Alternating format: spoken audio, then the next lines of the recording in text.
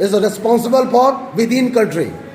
तार वो पानी में बिछाए, जमीन के नीचे 5 फीट में बिछाए, 4 फीट में। अब बताइए, कोई अगर टेक्नोलॉजी कहती है कि नहीं हम 9 फीट नीचे गड्ढा खोद करके डाल दें।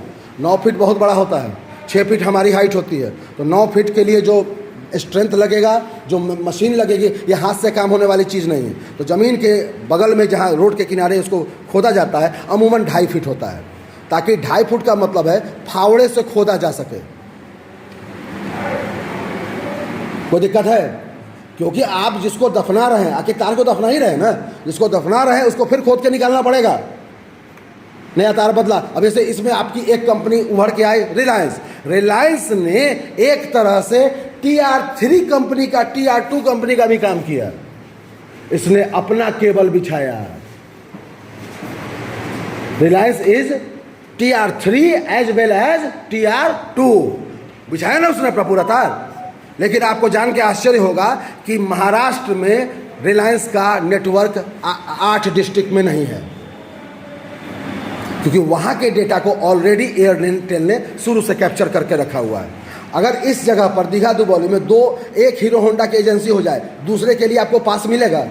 सोच के देखिए, नहीं मिलेगा। क्योंकि कोई एजेंसी अगर देता है, कोई कंपनी किसी को एजेंसी अगर देती है, तो ये देखती है ना कि मेरा सेल कितना होगा, या सिर्फ हम दुकान खुलवा दें। आबादी है 1 लाख, तो 1 लाख पर एक डिस्ट्रीब्यूटर बैठ सकता है। 1 लाख पर 4 डिस्ट्रीब्यूटर दे दें तो कस्टमर तो बहुत बढ़ जाएगा, बाइक बिकेगी ही नहीं। महीने में 1 बाइक बेचने से काम नहीं चलेगा, कम से कम सेल होना चाहिए महीने में 50 बाइक बिक जाएगी। यहाँ 4 अगर एजेंसी खुल जाए तो नहीं बिकेगी। हाँ, अलग अलग कंपनी हो सकती है कंपटीशन देने के लिए। हीरो होंडा के बदले में होंडा खुल जाए, होंडा के बदले में TVS खुल जाए, और TVS के बगल में बुलेट खुल जाए, ये पॉसिबल है। लेकिन बुलेट की ही आसपास परचून की दुकान 4 एजेंसी हो सकती है।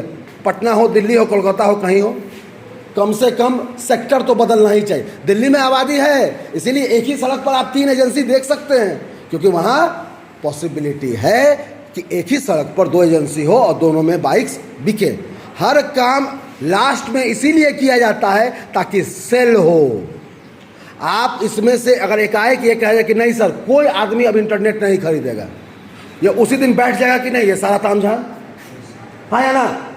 चीज बिक रही है, चीज खरीदी जा रही है, इसीलिए उसका कंस्ट्रक्शन हो रहा है।